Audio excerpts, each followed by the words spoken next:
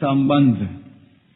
पूर्व श्लोक में भगवान ने जिस समता की बात कही है, आगे के 2 श्लोकों में उसी को सुनने के लिए आज्ञा देते हुए उसकी महिमा का वर्णन करते हैं। एषा ते विहिता सांख्ये बुद्धिर्योगे त्विमां शृणु बुद्ध्या युक्तो यया पार्थ कर्मबन्धं प्रहास्यसि। 39वां श्लोक। हे पार्थ, यह समबुद्धि पहले सांख्य योग में कही गई। अब तू इसको कर्मयोग के विषय में सुन। जिस समबुद्धि से युक्त हुआ तू कर्म बंधन का त्याग कर देगा। व्याख्या। एषा ते विहिता सांख्ये बुद्धि योगे त्विमां शृणु। यहाँ तू पद प्रकरण संबंध विच्छेद करने के लिए आया है, अर्थात पहले सांख्य का प्रकरण कह दिया, अब योग का प्रकरण कहते हैं। यहाँ ऐसा पद पूर्व श्लोक में वर्णित समबुद्धि के लिए आया है। इस समबुद्धि का वर्णन पहले सांख्य योग में 11वें से 30वें श्लोक तक अच्छी तरह किया गया है।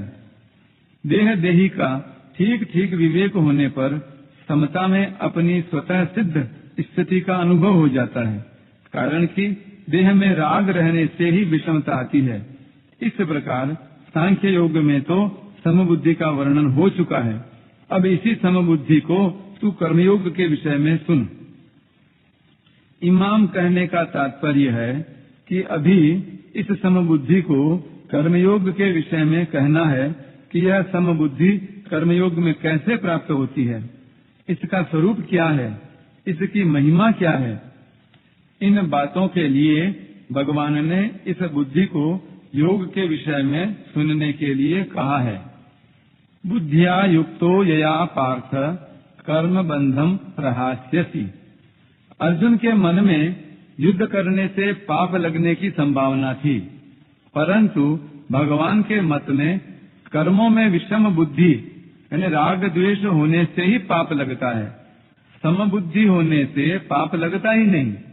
जैसे संसार में पाप और पुण्य की अनेक क्रियाएं होती रहती हैं, पर उनसे हमें पाप पुण्य नहीं लगते, क्योंकि उनमें हमारी समबुद्धि रहती है, अर्थात उनमें हमारा कोई पक्षपात, आग्रह, राग द्वेष नहीं रहते। ऐसे ही तू समबुद्धि से युक्त रहेगा तो तेरे को भी ये कर्म बंधन कारक नहीं होंगे। इसी अध्याय के 7वें श्लोक में अर्जुन ने अपने कल्याण की बात पूछी थी, इसलिए भगवान कल्याण के मुख्य मुख्य साधनों का वर्णन करते हैं। पहले भगवान ने सांख्य योग का साधन बताकर कर्तव्य कर्म करने पर बड़ा जोर दिया कि क्षत्रिय के लिए धर्म रूप युद्ध से बढ़कर श्रेय का अन्य कोई साधन नहीं है। फिर कहा कि समबुद्धि से युद्ध किया जाए तो पाप नहीं लगता। अब उसी समबुद्धि को कर्मयोग के विषय में कहते हैं। कर्मयोगी लोक संग्रह के लिए सब कर्म करता है। लोक संग्रह मेवापि संपश्यन कर्तुमर्हसि। लोक संग्रह के लिए कर्म करने से अर्थात निस्वार्थ भाव से लोक मर्यादा सुरक्षित रखने के लिए, लोगों को उन्मार्ग से हटाकर सन्मार्ग में लगाने के लिए कर्म करने से समता की प्राप्ति सुगमता से हो जाती है। समता की प्राप्ति होने से कर्मयोगी कर्म बंधन से सुगमता पूर्वक छूट जाता है। यह 39वां श्लोक 30वें श्लोक के बाद ही ठीक बैठता है और यह वहीं आना चाहिए था। कारण यह है कि इस श्लोक में 2 निष्ठाओं का वर्णन है। पहले 11वें से 30वें श्लोक तक सांख्य योग से निष्ठा बताई यानी समता बताई, और अब कर्मयोग से निष्ठा बताते हैं यानी समता बताते हैं।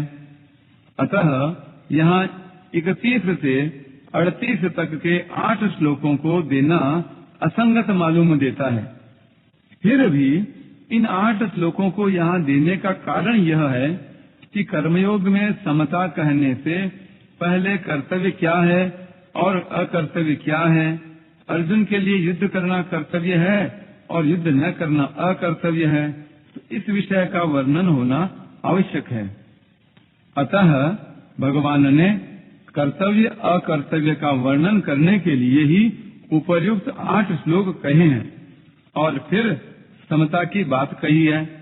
तात्पर्य है कि पहले 11वें से 30वें श्लोक तक सत असत के वर्णन से समता बताई कि सत सत ही है और असत असत ही है, इनमें कोई कुछ भी परिवर्तन नहीं कर सकता।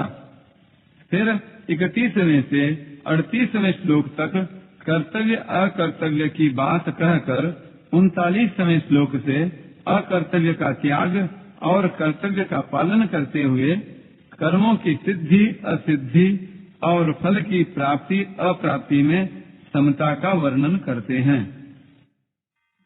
परिशिष्ट भाव। कर्मयोग के 2 विभाग हैं, कर्तव्य विज्ञान और योग विज्ञान।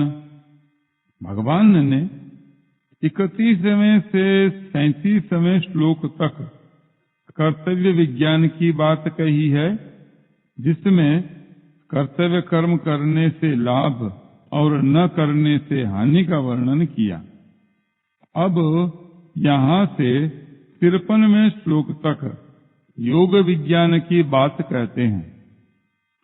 पूर्व श्लोक में भगवान ने जिस समता की बात कही है वह सांख्य योग और कर्म योग दोनों साधनों से प्राप्त हो सकती है।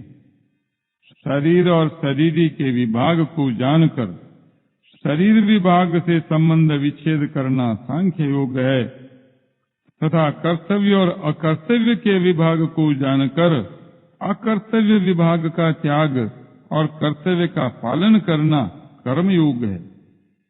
मनुष्य को दोनों में से किसी भी एक साधन का अनुष्ठान करके इस समता को प्राप्त कर लेना चाहिए, कारण कि समता आने से मनुष्य कर्म बंधन से मुक्त हो जाता है। एक धर्मशास्त्र पूर्व मीमांसा है और एक मोक्ष शास्त्र उत्तर मीमांसा है। यहाँ 31वें से 37वें श्लोक तक धर्मशास्त्र की और 39वें से 53वें श्लोक तक मोक्ष शास्त्र की बात आई है। धर्म से लौकिक और पारमार्थिक दोनों तरह की उन्नति होती है। यतोऽभ्युदय निश्चय सिद्धि सधर्मः। धर्म शास्त्र में कर्तव्य पालन मुख्य है। धर्म कहो चाहे कर्तव्य कहो, एक ही बात है। जो करना चाहिए उसको न करना भी अकर्तव्य है और जो नहीं करना चाहिए उसको करना भी अकर्तव्य है। जिसमें अपने सुख की इच्छा का त्याग करके दूसरों को सुख पहुंचाया जाए और जिसमें अपना भी हित हो तथा दूसरे का भी हित हो, वह कर्तव्य कहलाता है। कर्तव्य का पालन करने से योग की प्राप्ति अपने आप हो जाती है। कर्तव्य का पालन किए बिना मनुष्य योगारूढ़ नहीं हो सकता। योग की प्राप्ति होने पर तत्व ज्ञान स्वतः हो जाता है, जो कर्मयोग तथा ज्ञान योग दोनों का परिणाम है।